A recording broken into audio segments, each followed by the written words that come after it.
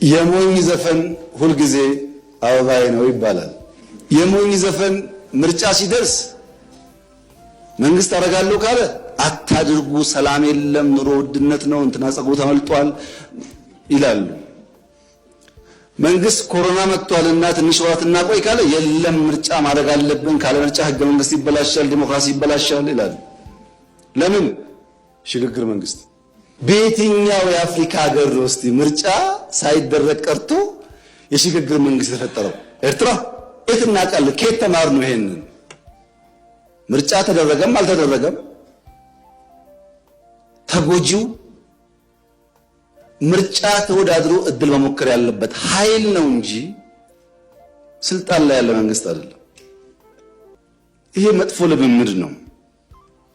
ጅብ አለና እንዳትበሉ ምርጫ አታድርጉ ብሎ የሚቀሰቅሱ ብዙ አሉ። ሰምታችሁ እንደሆነ አላቅም፣ በአንድ መደር ወጣቶች የሩጫ ውድድር ያደርጋሉ። ባረጉ ቁጥር አንደኛው ያሸንፋል፣ ባረጉ ቁጥር አንደኛው ያሸንፋል። እንደማያሸንፍ ስለሚያቅ አንድ ቀን ዘይዶ መጣ። ልክ ሩጫ ተጀምሮ ሰዎች ሞት ሲጀምሩ ጅብ መጣላችሁ አለ፣ ጮኸ።